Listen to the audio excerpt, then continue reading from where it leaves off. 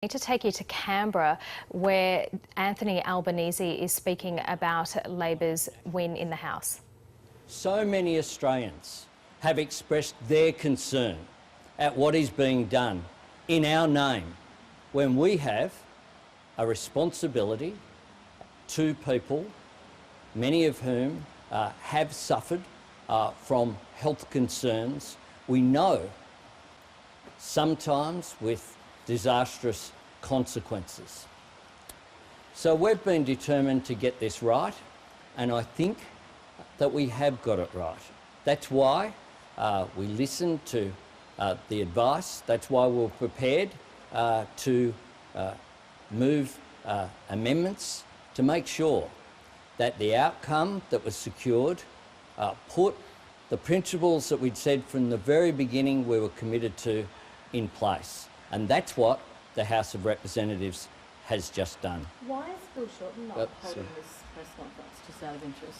So right now there's a shadow cabinet meeting going on, as you'd expect, but because a lot of people have been asking about, in particular, the procedure and issues of confidence, we thought it was appropriate to have the former Leader of the House and the current Manager of Opposition Business be able to answer those questions, which is why we're both here.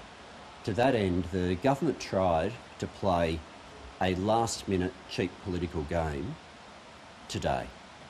The Attorney-General held on to legal advice and then asked the Speaker of the House of Representatives to keep the legal advice secret from members of Parliament that was about what members of Parliament were going to deliberate on today.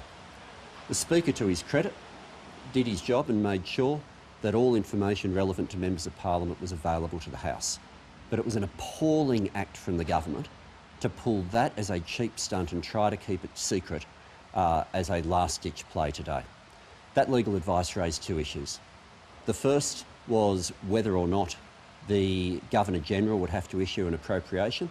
To remove doubt about that, one of the amendments that Bill Shorten moved was to make the positions on the panel voluntary, and that fixed any objection there.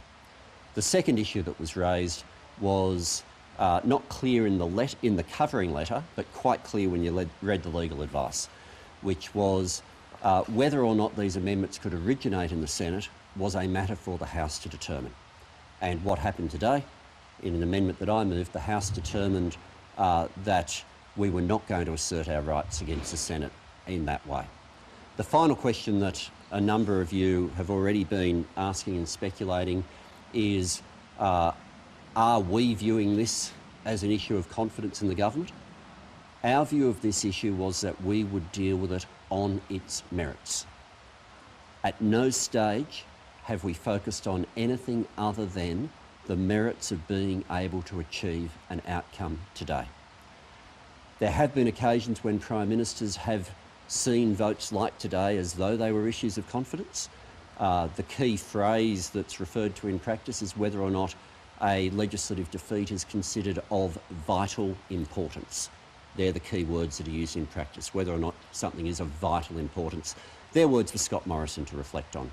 From our perspective, what happened today in the House of Representatives was a change to the law that needed to take place did. Clearly, the government would say it's a matter of vital importance. You make the point that the Prime Minister needs to reflect on what he thinks, but ultimately, if anyone was going to move a motion of no confidence, that would be up to you. So can you rule out, subsequent to the loss of this vote, moving a motion of no confidence in the Morrison government? No opposition ever rules out ever moving a vote of no confidence. No opposition would ever rule that out, and I don't rule that out. At the same time, when a defeat in legislation has been treated as a vote of no confidence, previous Prime Ministers haven't waited. They've gone to the Governor-General, but the key is whether or not they consider it of vital importance. So that was Fadden in 1941 with Curtin. What are the other examples? Watson's another one. There's a list of them in practice, but the phrase of vital importance is the one that's used. That's not something that we're pushing. It's something that I've been asked about, and I'm explaining that's for the Prime Minister to reflect on. And something for the Prime Minister to reflect on is that last week he was downplaying this. Last week he said that it would be of no consequence and he'd ignore it. And yet, at that time that he said that, did he know that they were going to pull this attempted stunt with the advice from the Attorney-General that they pulled this afternoon. Is the Prime Minister obliged to seek royal assent for this? Is there any a way that could be sort of subverted? It would be extraordinary and without precedent for a government to decide that legislation that had gone through the Parliament wasn't going to go to the Governor-General, and if the government got to that stage, we'd be at a different stage to where we're at today. Have you spoken with the Senate crossbench about these amendments that went to the House today, and if so, what have they told you about the amendments? Look, by and large, the House of Reps people work with the House of Reps crossbench, and senators work with the Senate crossbench. The government's already saying that if the votes restart in coming weeks, it'll be your fault. How do you respond to that? Look at the third part of the amendments that were introduced by Bill Shorten. They effectively ring-fenced who was able to access this legislation.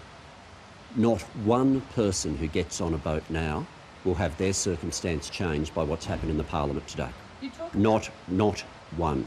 And the reason for that is the only people able to access this legislation are the people who are currently on Manus Nauru or their children.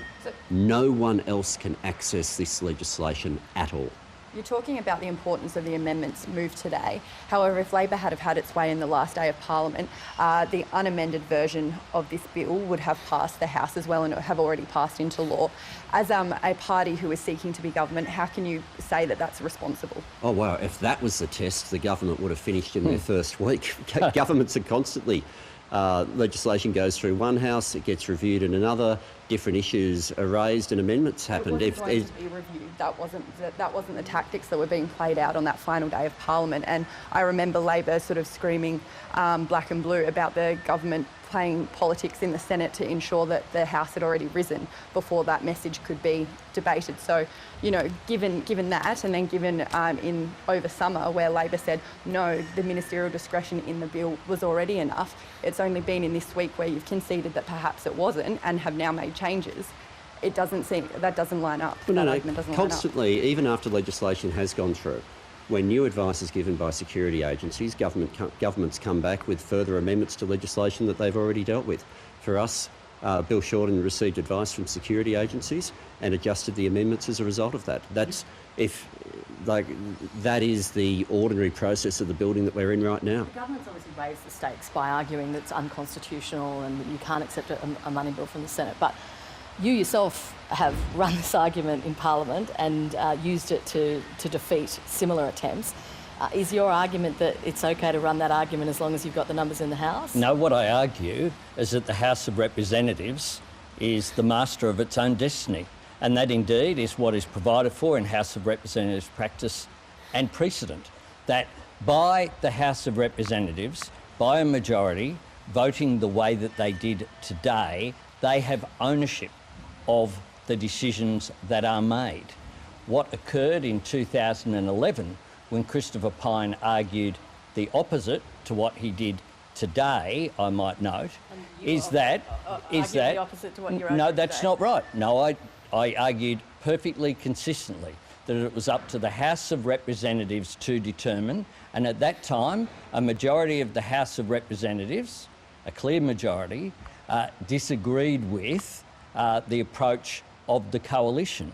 What we have here is a sovereign parliament that has made a decision in a democratic fashion. No one could say they didn't know this vote was coming. This is a very unusual circumstance whereby, because we have a part-time parliament, which is only sitting for 10 days in 8 months, they have had month after month after month to consider this, and what they did was just come up with a last-minute political play, and that's consistent with this government's approach, which is that they have stopped governing. It's all about politics. It's all about the game. It's all about their internals. And the fact is that this country needs a government that actually governs in the national interest, and that's why they need a shortened Labor government. You say that technically the changes you've made make it no easier for asylum seekers to come here. They don't improve an asylum seeker's position. That said, surely all of this noise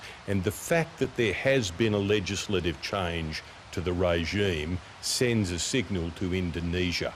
Do you acknowledge that there is a signal going to would-be people smugglers over there? And if so, whose fault is it? The only signal that would be going there is if the government decides they want to trumpet one, and that would be deeply irresponsible, and I would be, I would hope they don't do that. Aren't they already doing it? Well, let me just hear me out. The first thing that happens is there is a turnback policy supported by both sides of Parliament that should prevent people putting their lives at risk on the high seas. If any of them were to, this legislation doesn't apply to them. It doesn't apply to them as a matter of Australian law, presuming what's gone through the House of Reps today goes through the Senate.